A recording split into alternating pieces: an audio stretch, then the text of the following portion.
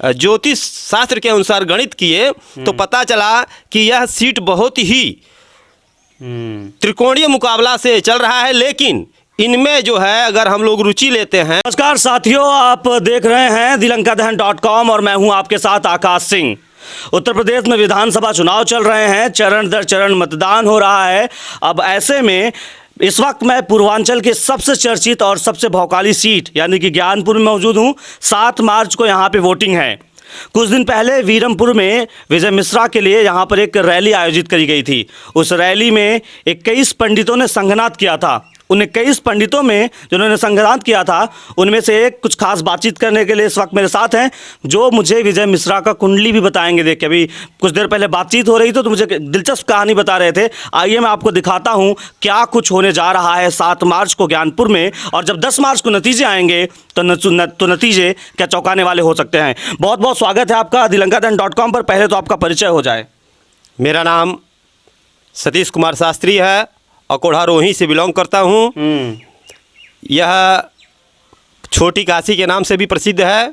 छोटी काशी और बड़ी काशी हमारी बनारस है। पहले के यहाँ पर बहुत से विद्वान लोग प्रकट हुए हैं, जिनमें मुख्य रूप से हमारे पंडित श्री राम खिलौन शास्त्री जी तथा पंडित श्री सरजू प्रसाद शास्त्री जी तथा पंडित श्री विद्याधर शास्त्री जी, जो कि यहाँ के बहुत ही मानिंदा और चुनिंदा पंडितों में गिने जाते हैं। और अभी वर्तमान समय में हमारे पंडित श्री आद्या प्रसाद त्रिपाठी जी जो मौजूद हैं, और वह एक सम्मान पत्र भी राज्य सरकार उनको दी है।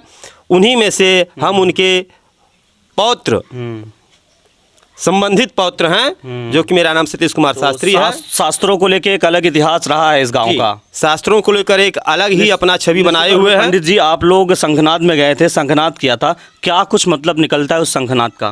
देखिए, संघनाद तो हम लोग हमेशा करते रहते हैं, लेकिन उस समय ऐसा विचार आया कि संघनाद किसके पक्ष में किया जाए, कहाँ किया जाए। तभी हमें पता चला कि वीरमपुर में विजय मिश्रा जी का चुनाव रैली संपन्न हो रहा है, तो पंडितों के द्वारा ऐसा आभास किया गया कि शंखनाद वहां बजा देना चाहिए, क्योंकि ज्ञानपुर एक भौकाली सीट आप लोग बता रहे हैं। तो उस प्रकार से उसमें हम लोग ज्योतिष शास्त्र के अनुसार गणित किए तो पता चला कि यह सीट बहुत ही त्रिकोणीय मुकाबला से चल रहा है, लेकिन इनमें जो है अगर हम लोग रुचि लेते हैं या इनमें शंखनाद करते हैं तो एक प्रकार से हमारी छवि भी अलग बढ़ेगी। क्योंकि सबसे पहले मैं आपको बता देता हूं कि बंदह गुरुपद पदुम परागा सुरुचि सुबास सरस अनुरागा। जो व्यक्ति यहाँ पर सरस भाव से रहेगा वह ही व्यक्ति ज्ञानपुर विधानसभा सीट से जीत जाएगा। तो और जिस तरीके से आप लोगों ने शंखनाद किया उसका क्या मतलब निकाले हम लोग? वो उसका मतलब यह है कि हम आपको शंख की ध्वनि सुना रहे हैं, उससे अगर आपको नहीं समझ में आएगा तो उसका भाव हम बताते हैं। तो